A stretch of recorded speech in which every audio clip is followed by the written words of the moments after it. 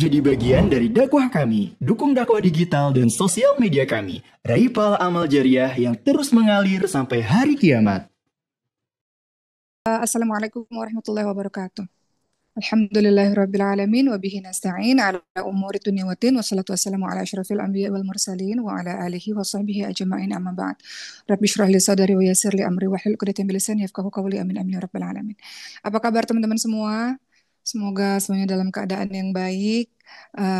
Uma sedikit mukaddimah pembukaan sebelum kita masuk tentang tema istiqamah pada hari ini. Di sosial media kita udah ramai tentang pembahasan orang-orang yang sudah berangkat haji ya, atau saat ini di tanah suci itu sudah ditutup orang-orang umroh. Jadi memang hanya menyambut orang-orang atau jemaah haji saja.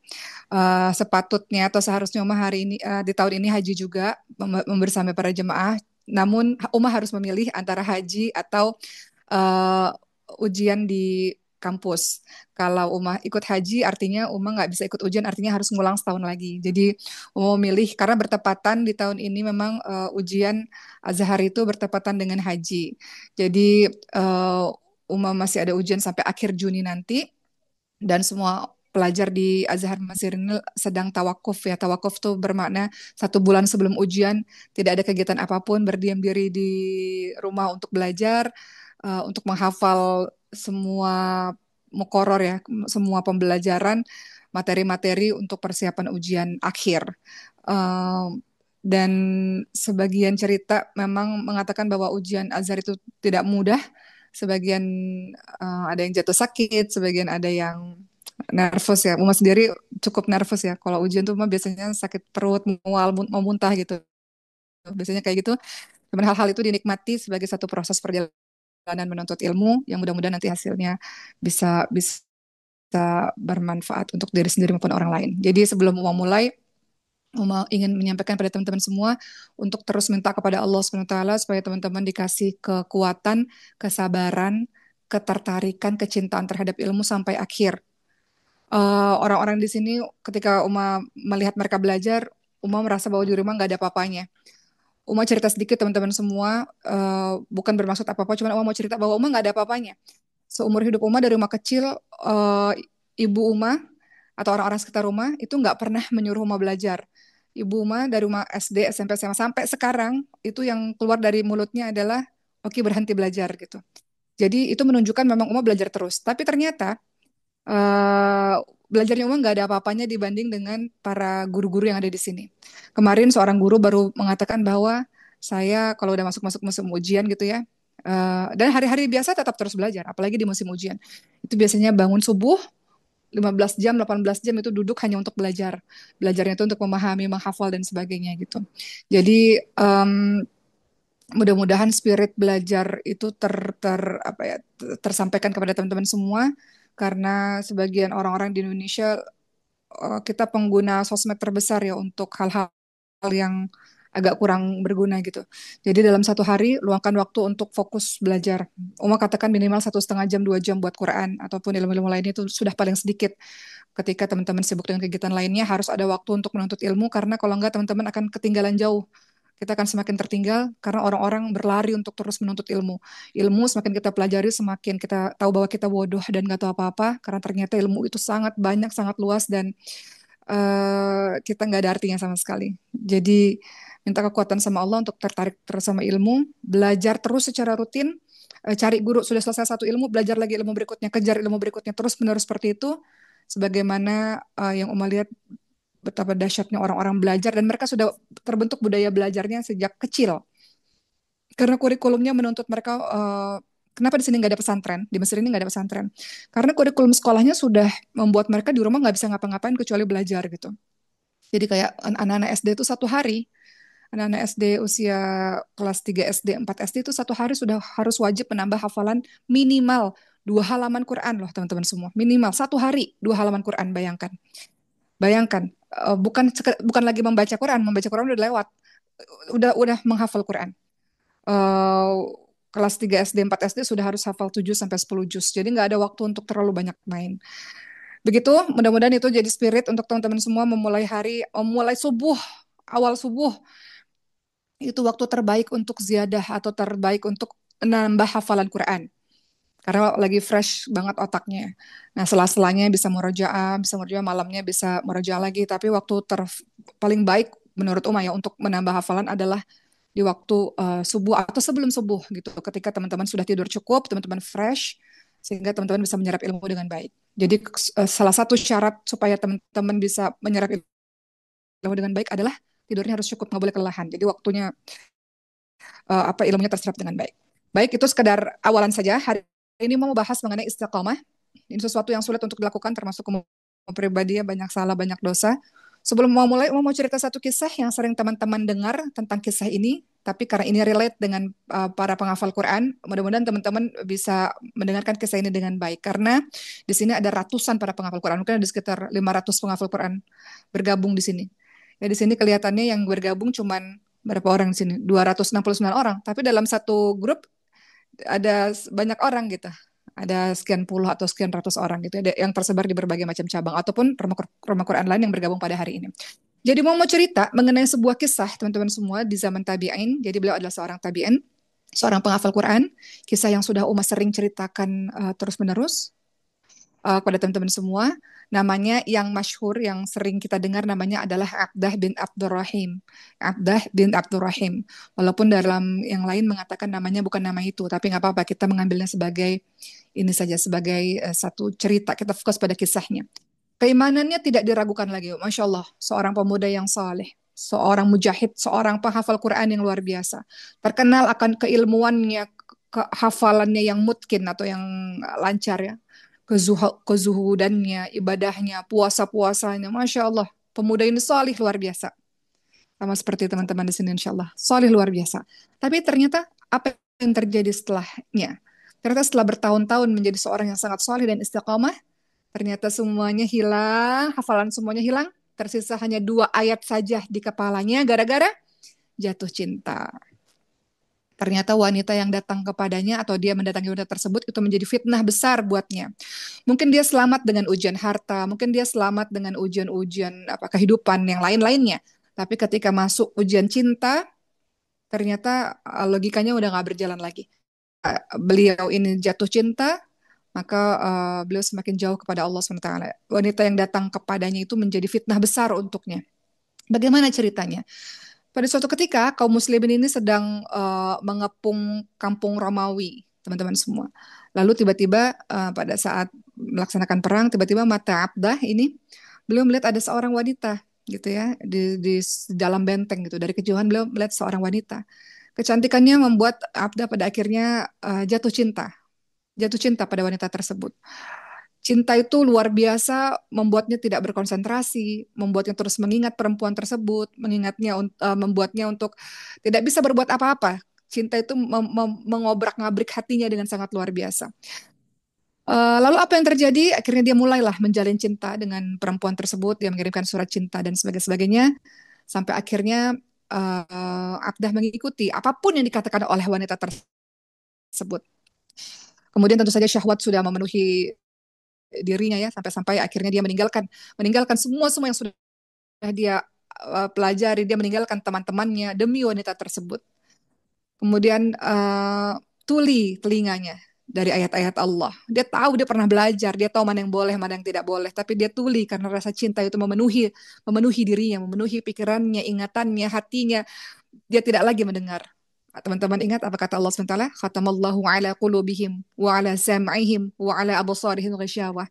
Allah menutup hati, Allah menutup telinga, Allah menutup mata gitu. Jadi ketika dia sudah jatuh cinta, dia nggak ingat ayat-ayat yang sudah dia hafal, dia nggak peduli, nggak ingat atau pura-pura nggak ingat untuk betul-betul memenuhi keinginannya untuk wanita tersebut. Akhirnya pesona wanita tersebut mengubur imannya Abdah ini dengan luar biasa. Maka akhirnya dia tinggalkan pasukan Islam, dia tinggalkan Islam. Maknanya adalah dia melakukan apapun untuk wanita tersebut. Lalu tentu saja para teman-temannya membujuk Abdah untuk kembali lagi. Namun karena rasa cintanya begitu kuat kepada wanita tersebut, Abdah tidak mau kembali kepada kelompoknya ya, kepada teman-temannya yang saleh. Kemudian kemana ayat Quran yang sudah Abdah hafal selama ini? Sahabatnya tanya, kemana ayat-ayat yang sudah kau hafal selama ini ya Abdah? Selama ini bertahun-tahun kau pemuda yang saleh. Selama bertahun-tahun kau menghafalkan ayat-ayat Quran, selama bertahun-tahun kau belajar ilmu agama Allah, kenapa engkau tinggalkan semuanya, engkau lupa semuanya?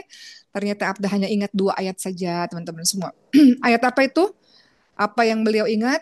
Ada ayat yang bunyinya, A'udzubillahi minasyaitonirrajim. Rubama yawaddul ladzina kafaru law kanu muslimin. Orang-orang yang tak beriman itu seringkali nanti di akhirat mereka menginginkan, kiranya dahulu ya Allah aku ini menjadi seorang muslim. Kiranya dulu ya Allah di muka bumi itu aku jadi orang yang saleh, jadi orang yang taat ya Allah. Penyesalan. Hanya ayat itu yang dihafal. Dan kemudian ini surah Al-Hijr ayat 2 dan 3 ya. Kemudian ayat berikutnya adalah Dzurhum ya'kulu wa yatamatta'u wa yulhihimul amal fasaufa ya'lamun. Biarkanlah mereka di dunia makan dan bersenang-senang dan dilalaikan oleh angan-angan kosong, maka kelak mereka akan mengetahui akibat perbuatan mereka. Al-Hijr ayat 2 dan 3. Jadi seolah-olah ayat ini adalah sebagai satu apa ya, sebagai satu kutukan ya untuk abdah. Dia mengingat semua ayat-ayat Quran tapi hanya ayat ini yang dia lupa ayat Quran, dia lupa semua ayat Quran, hanya 2 ayat ini yang dia ingat, surah Al-Hijr ayat 2 dan ayat 3. Nanti di akhirat biasanya orang-orang akan mengatakan, ya Allah kenapa nggak beriman, ya Allah kenapa nggak taat, ya Allah kenapa nggak istiqamah, ya Allah kenapa nggak berhenti melakukan maksiat itu, ya Allah. Yang ada hanya penyesalan-penyesalan, dan Abdah hanya mengingat ayat ini saja. Jadi di sini kita bisa belajar bahwa siapapun engkau, sesoleh apapun dirimu, kemudian sekuat apapun kau belajar memahami agama atau sering kali kau berinteraksi dengan Quran, ada masa akan ada ujian dahsyat yang akan datang dalam kehidupanmu dan kau mungkin akan tergelincir juga. Mungkin. Atau ada yang berdiri dengan kokoh gitu ya untuk tetap istiqamah. Ada yang tidak bisa istiqamah. Awalnya salih, namun dia nggak bisa istiqamah. Banyaklah kisah-kisah ya teman-teman semua. Ada juga satu kisah lagi, kisah lain, kisah seorang pemuda yang sangat saleh, terkenal sebagai ahli ibadah, soleh luar biasa. Lalu ada satu keluarga yang menitipkan anak perempuannya yang sakit gitu ya, ingin diobati oleh orang ahli ibadah ini gitu. Dan keluarganya tinggal di tempat yang sangat jauh, tidak tidak bisa menemani. Dititipkanlah intinya sang anak perempuan ini kepada pemuda soleh di rumah yang berbeda tentu saja. Lalu apa? Si ahli ibadah ini pun tak bisa menahan pesona dari wanita yang sakit ini. Awalnya hanya datang untuk mengobati gitu di luar rumah gitu kan. Lama-lama syaitan kan tidak berhenti di situ saja. Syaitan akan mengatakan, masuklah ke dalam rumah, jangan mengobati di luar, nanti orang-orang mengira fitnah dan sebagainya. Justru masuk dalam rumah biar orang nggak lihat. Setelah sang ahli ibadah itu masuk ke dalam rumah, berusaha untuk mengobati, mendoakan, tiba-tiba syaitan berbisik lagi, nggak ada orang di sini, gadis itu terlihat membutuhkanmu, mencintaimu, dan sebagainya, dan seterusnya. Sampai terjadi sesuatu yang engkau bahkan tak pernah berpikir engkau bisa melakukan itu. Gitu teman-teman semua. Jadi step by step, nggak ada orang berbuat dosa langsung langsung tuh nggak ada. Orang berbuat dosa itu sedikit demi sedikit, sedikit demi sedikit. Dan biasanya orang-orang kalau sudah jatuh cinta nggak pinter jadinya. Kenapa? Logikanya nggak dipakai karena mengikuti hawa nafsu dan perasaannya saja. Tapi kalau kita lihat keistiqomahan, siapa yang paling kita bisa contoh? Nabi Yusuf alaihissalam. Nabi Yusuf alaihissalam. Nabi Yusuf alaihissalam seperti yang sudah teman-teman tahu kisahnya dalam surah Yusuf yang sangat panjang itu. Nabi Yusuf alaihissalam, singkat cerita, intinya beliau diangkat oleh seorang menteri ya, Al-Aziz ya, seorang menteri dan tinggal di rumah menteri tersebut. Dan Zulaikha ya, istri dari sang menteri ini jatuh cinta kepada Yusuf alaihissalam ketika Yusuf sudah semakin besar gitu. Sampailah pada suatu ketika di sebuah ruangan yang tertutup. Di ruang tertutup itu ada 7 pintu ya teman-teman semua. Di mana Zulaikha ini mulai menggoda Yusuf alaihissalam. Apakah Yusuf alaihissalam suka? Suka. Kata siapa Yusuf alaihissalam nggak suka? Nabi Yusuf alaihissalam suka kepada wanita tersebut dan berkeinginan juga kepada wanita tersebut. Dijelaskan juga di dalam Al-Quran. Nabi Yusuf alaihissalam berkeinginan terhadap wanita tersebut. Sebagaimana Zulaikha berkeinginan terhadap Yusuf alaihissalam. Dan bayangkan kondisi Yusuf ketika itu teman-teman semua. Pertama, Nabi Yusuf alaihissalam itu seorang pemuda. Pemuda seperti teman-teman semua itu bergejolak ya. Lagi kita ini lagi semangat-semangatnya gitu. Yang kedua, Nabi Yusuf alaihissalam itu tinggal jauh dari kampung halamannya. Berbuat maksiat kalau jauh dari kampung halaman lebih mudah dibandingkan berbuat maksiat di kampung halaman sendiri, ya kan? Ketiga, Nabi Yusuf alaihissalam berada di tempat yang orang lain nggak ada yang lihat. berbuat maksiat kalau orang lain nggak ada lebih mudah tentu saja. Nggak ada yang tahu, nggak ada yang lihat. Di kamar itu cuma hanya ada Zulaikha saja, nggak ada yang lihat. Jadi tiga hal ini sangat bisa membuat Nabi Yusuf alaihissalam berbuat maksiat kepada Zulaikha. Dan yang keempat, Nabi Yusuf alaihissalam juga senang dengan Zulaikha. Senang dengan wanita tersebut. Sebagaimana Zulaikha sangat cinta kepada Nabi Yusuf alaihissalam. Tapi Nabi Yusuf alaihissalam dilindungi oleh Rabbnya, dilindungi oleh Tuhannya. Istiqamah dalam kesolehan, walaupun senang, walaupun punya rasa, namun akhirnya itu hanya di dalam hatinya saja. Tapi ketika di bohir dan akhirnya bisa berlari ya, dan seterusnya, kisah tersebut seterusnya. Jadi di sini kita bisa belajar betapa dahsyat ya, susah teman-teman semua, untuk istiqamah itu susah. Kadang-kadang kita tergelincir, kadang-kadang kita jatuh. Yang kok saya bisa ya melakukan hal ini yang saya nggak pernah bayangkan bahwa saya pernah akan terjatuh dalam hal ini. Kadang-kadang begitu. Hari ini kita bahas mengenai istiqamah dan sulitnya istiqamah dan apa ganjaran untuk orang-orang yang istiqamah. Nggak mudah teman-teman semua. Teman-teman jangan sampai teman-teman mengatakan, ih amit-amit ya. Ada orang melakukan kayak gitu, saya sih nggak mungkin. Jangan pernah mengejek atau menghina orang-orang yang ahli maksiat. Bukan mengejek ya, tapi kita mendoakan, kemudian kita mengajak menuju kebaikan. Bukan mengejek, karena kalau engkau mengejek atau engkau mengatakan, iya amit-amit, aku sih nggak mungkin. Engkau mungkin akan melakukan hal itu juga, teman-teman semua. Kalau kamu mengatakan, ih, amit-amit deh, nggak mungkin aku kayak gitu. Jangan-jangan kalimat itu tidak boleh keluar dari mulutmu karena engkau satu hari nanti akan melakukan hal itu juga akibat ejekanmu kepada orang lain. Kita nggak suka perbuatannya iya, tapi bukan mengejek, bukan mengolok-olok orangnya gitu. Nah, membahas mengenai istiqamah teman-teman semua. Semua manusia nggak ada yang nggak diuji oleh Allah SWT. Ya, kadang-kadang keistiqomahan itu akan mulai terganggu ketika dihadapkan dengan ujian-ujian dan fitnah-fitnah yang sangat luar biasa. Salah satu ujian istiqamah yang selalu mengintai adalah hawa nafsu manusia itu sendiri. Terkadang hawa nafsu kita ini menguasai hati kita, sehingga ada bisikan-bisikan di dalam dada untuk menunda kebaikan atau bahkan berbuat keburukan demi keburukan. Makanya yang musuh terdahsyat bagi kita bukan orang lain. Musuh terdahsyat bagi kita adalah hawa nafsu kita sendiri. Gimana caranya nih? Contoh sederhana nih. Di sini banyak anak-anak muda kan. Kata Allah, wala taqrabu zina misalnya. Kemudian dijelaskan lagi berkata dalam yang lain, bukan dalam Quran ya. Dijelaskan lagi berkata itu mendekati zina ya, dan seterusnya. Jadi kadang-kadang kita senang pada seseorang, aduh kita pengen bilang saya cinta kamu dan sebagainya, tapi itu kan hawa nafsu ya, membuat kita untuk dia harus tahu gitu. Tapi ketika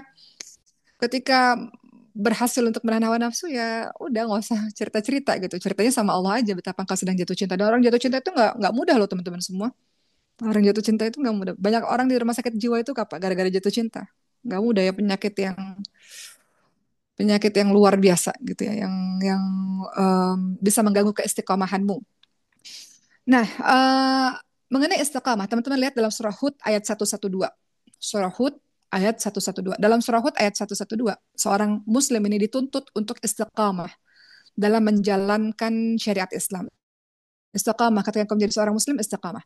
Dalam surah Hud ayat 112 dikatakan, A'udzubillahi minasyaitonirrajim, fastaqim kama umirta wa man taba ma'aka wa la tadghaw innahu bima ta'maluna basir. Maka tetaplah di jalan yang benar sebagaimana engkau Nabi Muhammad telah diperintahkan. Begitu pula orang yang bertaubat bersamamu. Janganlah kamu melampaui batas, sesungguhnya dia melihat apa yang kamu kerjakan. Maka tetaplah di jalan yang benar artinya adalah istiqamah. Sebagaimana engkau ya Nabi Muhammad telah diperintahkan. Jadi dalam ayat ini Allah SWT meminta Nabi Muhammad SAW dan meminta kita tentu saja untuk istiqamah. Ya, Ibnu Abbas radhiyallahu anhu berkata, tidak ada satu ayat pun yang turun kepada Rasulullah SAW yang lebih memberatkan dan menyulitkan beliau, melainkan ayat ini, yaitu surat Hud ayat 112 ini. Itu ayat terberat, kata Ibnu Abbas. Lebih memberatkan dan menyulitkan beliau, melainkan ayat ini. Ayat apa? Ayat tentang istiqamah. Maka tetaplah di jalan yang benar, sebagaimana engkau Muhammad telah diperintahkan. Begitu pula orang-orang yang bertobat bersamamu. Janganlah melampaui batas. Janganlah buat dosa melampaui batas. Sesungguhnya Allah melihat apa yang kau kerjakan. Setiap detik yang kau kerjakan, yang kau katakan, yang kau lakukan di sembunyi-sembunyimu, engkau Allah Subhanahu wa taala Maha melihat. Jadi, kata Ibnu Abbas, ini ayat yang paling berat untuk Rasulullah SAW. Kenapa? Karena beratnya perkara istiqamah. Tidak mudah istiqamah itu, teman-teman semua. Untuk tetap tegar, teguh di atas syariat Allah itu nggak mudah. Nggak mudah. Sangat tidak mudah. Uma cerita sedikit ya. Uma nggak banyak cerita soal hal ini. Cuma Uma cerita sedikit kepada teman-teman semua. Um, Insya Allah, film Gaza, Uma main film Gaza, itu akan tayang. Tonton, tolong nonton filmnya ya. Karena itu film yang support Gaza dan 40% akan diberikan kepada Gaza. Di dalam film itu ada seruan untuk memboikot produk-produk Israel. Sebisa mungkin, sebisa mungkin yang kita bisa gitu. Sebisa mungkin yang kita bisa. Sebisa mungkin teman-teman menunjukkan kepedulian dengan memboikot produk-produk yang berafiliasi dengan Israel. Uh, pada saat kemarin yang Gaza sedang diserang oleh Israel dengan sangat luar biasa, itu banyak sekali produk-produk yang di Indonesia tentu saja itu menawarkan para public figure Islami dalam artian yang tampak Islami gitu ya, termasuk salah satunya untuk mengiklankan produk mereka dengan bayaran yang sangat tinggi. Satu ketika ada satu minuman yang menawarkan untuk jadi untuk mengiklankannya dengan bayaran yang sangat tinggi. Apakah perlu uang? Perlu banget. Uang itu bisa bangun Maskanul Hufaz yang sekarang lumayan berhenti pembangunannya. Perlu uang nggak ya? Perlu banget dengan jumlah yang sangat besar. Karena mereka mencari figur-figur Islam supaya karena kan semuanya sedang memboikot nih, jadi harus cari figur-figur Islam untuk mensupport produk tersebut. Kemudian akhirnya apakah umat tolak? Umat tolak. Apakah umat butuh uang? Butuh banget. Banget banget sebenarnya. Umat bolak-balik ke Mesir berapa biayanya? Butuh banget. Tapi apakah umat tolak? Umat tolak. Umat sangat tolak gitu.